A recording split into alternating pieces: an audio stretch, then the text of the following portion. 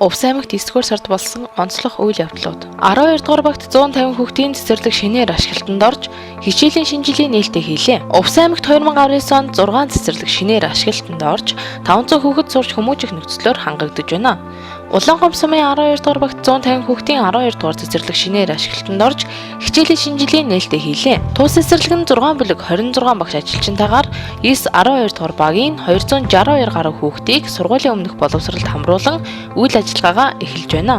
2019 он тус багт багийн төвийн контор шинээр баригдсан. Мөн өрхийн эмнэлэг болон 2.8 км автозамын ажлууд хийгдэж 9-12-р багийн иргэдийн хүсэлт хэрэгцээ хангагдах боломж өрдөж байна. Аймгийн эрүүл мэндийн байгууллагад яаралтай түргэн тусламжийн 4 машин хүлээлгээ өглөө. Увс аймгийн засаг дарга Батсайхан Бүгд найрамдах Солонгос улсын Бусан хотноос суугаа Монгол улсын консул Жаргал сайхны урилгаар 5 дугаар сарын 18-наас 20-ны өдрүүдэд Бусан хотод хийсэн айлчлалын хүрээнд сайхан хүмүүс олон нийтийн байгууллагад Увс аймгийн эрүүл мэндийн салбарт хамтран ажиллах санал тавьсны дагуу яаралтай тусламжийн иж бүрэн тоноглосон 4 машин шаардлагатай байгаа эмнэлгийн орчин үеийн тоног төхөөрөмжүүдийг үе шаттайгаар нийлүүлэхээр шийдвэрлсэн. Энэхүү ажлын үр дүнд аймгийн нэгдсэн эмнэлэгтнийг, Өндөр хангай сум дундын эмнэлэгтнийг, Зөв хангай сумын эрүүл мэндийн төвд нэгийг, Завхан сумын эрүүл мэндийн төвд нийтдээ 4 ширхэг бүрэн тоноглогдсон яаралтай түргэн тусламжийн автомашиныг хүлээлгээ өглөө. Бор хавцалд үүссэн хууль бус үйл ажиллагааг таслан зогсоож албадан болох үйл ажиллагааг зохион байгууллаа.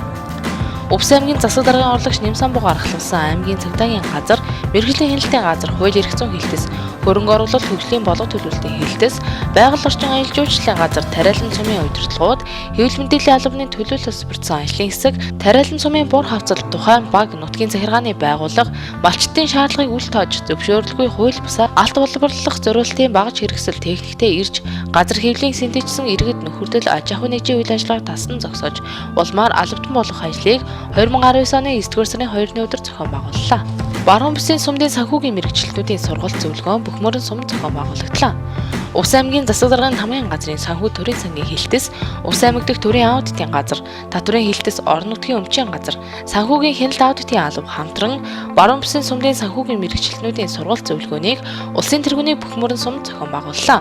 Сургалт зөвлөгөөнөөр улсын болон орон нутгийн төсвийн тухай, төсвийн сахилах бат иргэдийн хяналт оролцоод эд хөтөлбөрийн хэрэгжилт, 2018 он болон 2019 оны эхний хагас жилийн тайлан тушаалт, анхаарах асуудлууд, газар албадын мэдээллүүд, сумдын төсөв санхүүгийн тухай илтгэл, хилцүүлэг, асуулт хариулт гэсэн хөтөлбөрийн дагуу харилцан туршлага солилцох юм а. Увс аймгийн онцгой байдлын газрын гал унтраах аврах 41-р анги үүсэн байгуулагдсны түүх 50 жилийн ой тохиолоо.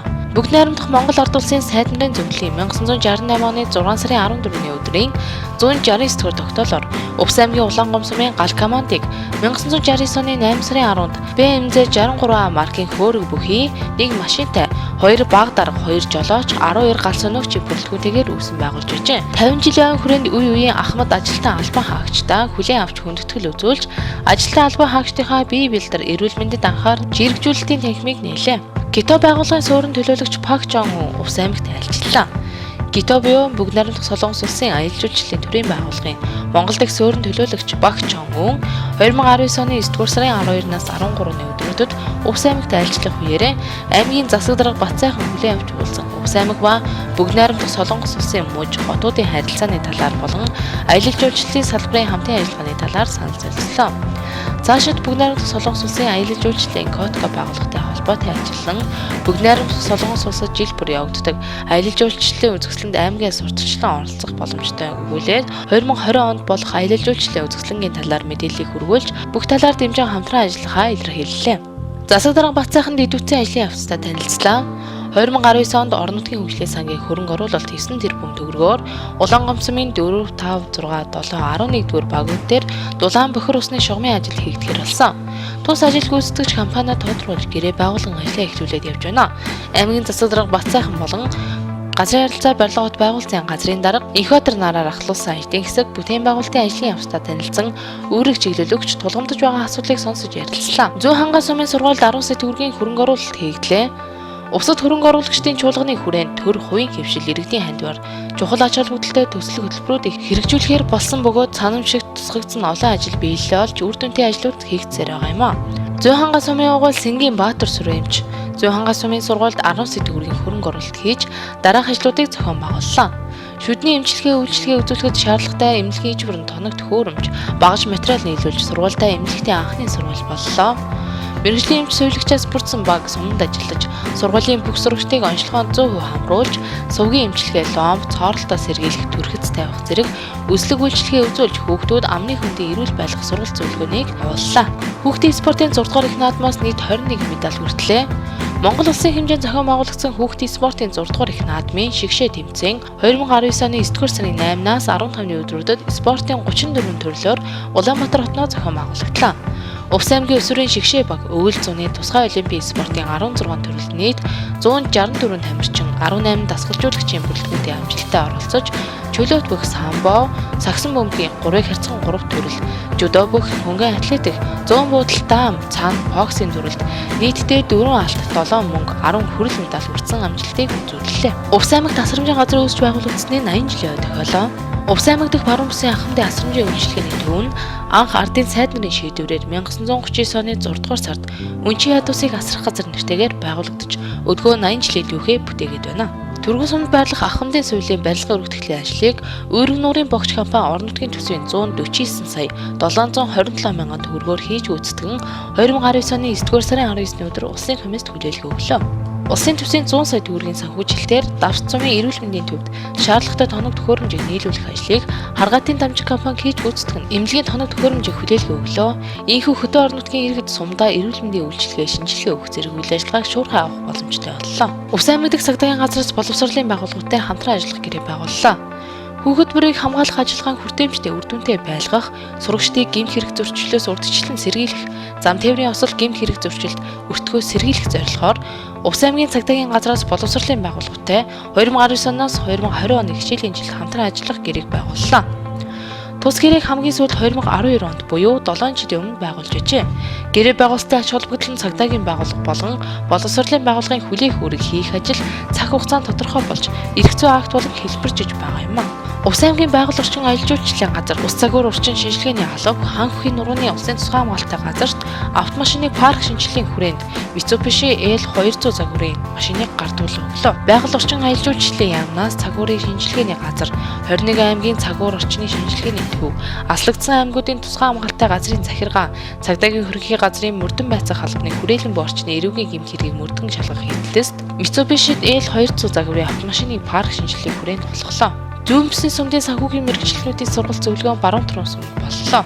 Увс аймгийн зүүн бүсийн сумдын санхүүжтийн сургалт зөвлөгөөнд 8 сумын 60 гаруй санхүүжид оролцож, сумынхаа төсвийг оновчтой төлөвлөж, хэрэгжилтийг ханган төсвийн сахилга бат иргэдийн хяналт оролцох хөтөлбөрийн хэрэгжилтийн байдал 2018 онд болон 2019 оны эхний хагас жилийн ажиллаараа 100% малчин цагаан архин сумд манлайллаа. 2 дугаар багт 150 хүүхдийн цэцэрлэг шинээр ашиглалтанд орлоо. Увс аймагт 2019 онд 6 цэцэрлэг шинээр ашиглалтанд орж 500 хүүхэд сурч өгмөж нөхцлөөр хангагдаж байна. Улаангомс сумын 2 дугаар багт 150 хүүхдийн 11-р цэцэрлэг шинээр ашиглалтанд орж үйл ажиллагаагаа эхлэхэд бэлэн боллоо. 2 дугаар багийн цэцэрлэгийн барилгын ажлыг DMTM компани улсын төсвийн 1 тэрбум 329 сая төгрөгөөр хийж гүйцэтгэн улсын комист хүлээлгээ өглөө. Улаангомс сумын 5 дугаар цэцэрлэгийн барилгын их засварын ажлыг Чанман туул компани улсын төсвийн 99 сая 977 мянган төгрөгөөр хийж гүйцэтгэн 2019 оны 9-р сарын 6-ны өдөр улсын комист хүлээлгээ өглөө. Монгол улсын начин нэмэрдний цолны мэлалга наадам боллоо. Монголын тулгар төрийн 2228 их Монгол улсын 813, ардын хувьсгалын 98 жилийн үндэсний их баяр наадмаар урамтай сайхан барилдаж улсын начин хэмээх эрхэм хүндэтэй цол хүртсэн Увс аймгийн Тэс сумын Харьяат хилчийн спорт хороо, Хилийн цэргийн 0208 дугаар тусгай салбар Увс нуур галын бөх Монгол улсын начин Жамсрангийн нэмэрдэнд хүндэтгэл үзүүлэх мэлалга наадам 2019 оны 9-р сарын 9-ний өдөр Тэс сумнаа боллоо. Шинэхэн насны мэлалга наадамд хурдан, их нас, соёолон дааг гэсэн 3 насны хурдан хөлбөмбөр өрсөлдөж, улс аймгийн алдар цолтой 64 бүхийн барилдаан боллоо. Зүүн бүсийн боловсрол соёл эрүүл мэндийн байгууллагын туршлага судлах зөвлөлт уулзалт боллоо. Увс аймгийн засаг дарганд хамаан газрын нийгмийн болгон хилцээс 3 дахь жилдээ нийгмийн салбарын байгууллагуудын зөвлөлт уулзалтыг Тэс сумд амжилттай зохион байгууллаа. Тус харах хэмжээнд Тэс 100%, Улаангом, Малчин, Хэргас, Баруун Түрүүн, Зүүн хангай, Өндөр хангай, Цагаан архин сумдын засаг дарга, иргэдийн төлөөлөгчдийн хурлын дарга, сургууль, цэцэрлэг, эрүүл мэндийн төв, соёлын төвүүдийн удирдлагууд оролцож 2018-аас 2019 онд хийж хэрэгжүүлсэн тэргуун туршлага, амжилттай салбарынхантайгаа хуваалцаж санал бодлоо солилцлоо. Мөн нийгмийн салбарт хэрэгжүүлсэн сумдын сайн туршлагуудыг оролцогчдын үнэлгээгээр дүгнэж, 1-р байрыг 1007 оноогоор өндөр хангай сум, 2-р байранд 997 оноогоор Хиргас сум, 3-р байранд 976 оноогоор Малчин сум, тусгай байранд 925 оноогоор Тис сум тус тодорсон байна.